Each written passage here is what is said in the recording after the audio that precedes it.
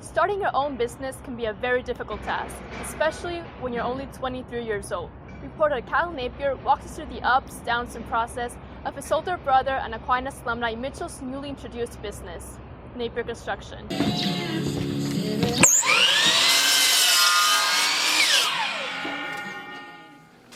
Describe Mitch in 3 words. 3 words. I would say Mitch is a very kind person. He's very driven, and then he's very personable. He can talk to almost anybody he wants. Mitchell is determined. He's very loving, and he's hardworking. Work ethic, definitely one of them. We're always getting up at 7:30 and on the road going to work. Trustworthy. I mean, if he tells you something's going to happen that way, that's how it always happens. You can take it for what it is. And fair. He's always fair with you. So he's hard on you at work, but job gets done, and he always treats you right. She took hard working, so I'm going to say that again. But he's honest, but very opinionated. Mitch Napier started his business, Napier Construction, on September 1st, 2019, with the help of employees Peter Drozda, John Russell, William Stell, and guidance from his father, Lance. What made you want to branch off and start your own business? Growing up, my dad always ran his own business. Free time that I had with my dad, he's able to do a lot of things with us as a family that a normal 9-to-5 job would not allow. Hunting, fishing in the middle of the day when we should have been at school, things like that. I worked a couple jobs after college, and I kind of hate the idea of being on a fixed income. You know, if you're an hourly wage or a salary, you can only make so much in a certain amount of time. It doesn't allow for much hustle, per se. Mitch and his crew specialize in roofing, siding, gutters, windows, doors, decks, and more. When and how did you start working for Mitch?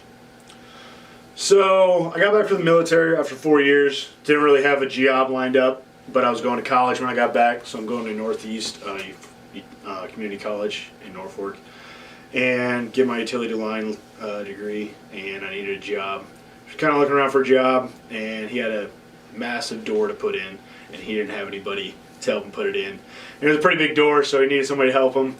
So he said, "You want to work for me this weekend?" And I said, "Sure." So we went and put the door in, and after that he asked me if I wanted a job. So that's how I started working for him. What has been the most difficult part of this process? Honestly, my lack of accounting knowledge. I only took 1 year in high school, and I seriously regret it because I call more bets probably 2 or 3 times a week because a lot of questions that a guy doesn't know if you haven't taken the proper classes, and I did not, and I kind of wish they would have forced it on us a little more. So that's been the biggest hurdle. How have things changed since Mitch started his own business? Mitch works a lot of late nights. He does a lot of paperwork at nights, but then also during hunting season and camping season, we're able to go and do that more. So he kind of has a flexible schedule. So that's really nice, and to go to basketball games and all that. What have you taught him that set him up for where he is today? When we were young, he had to actually work outside with us, do lots of yard work.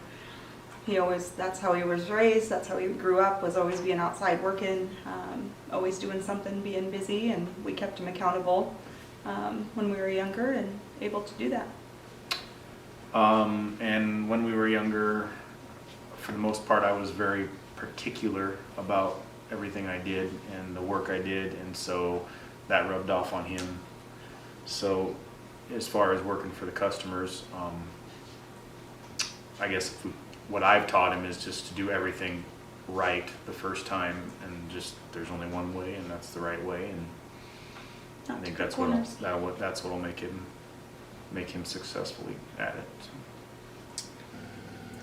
Where do you see yourself and or the business in 10 years? I hope to be doing the same thing.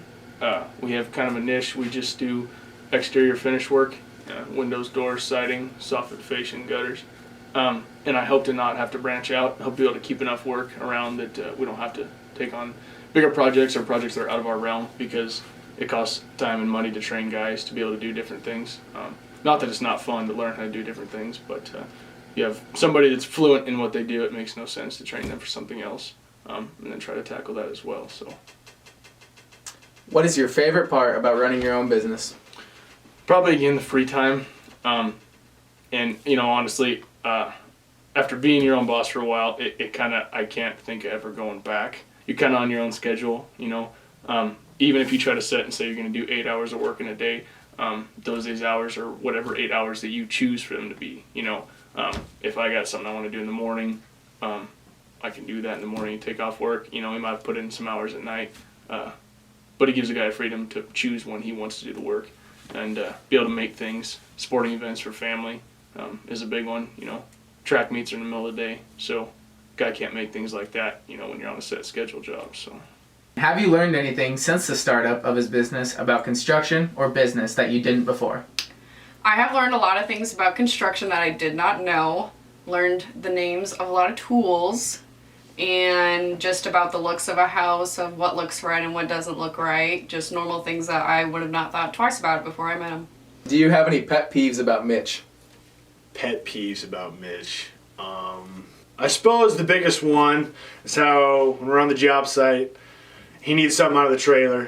He pulls it out of the trailer, ends up all over the job site. Everything he pulls out of the trailer just ends up all over the job site, and I end up picking everything up at the end of the day. Trash just goes flying everywhere. He doesn't put it in a bucket, he doesn't put it in a pile. I have to pick up everything after the end of the day. How proud are you of Mitch for starting his own business? I'm very proud of him. I don't think a lot of people could do that or would want to do that or just have the gumption to go out and start their own business. It's not an easy task to do, and not many people can do it. How proud are you two of Mitchell's success?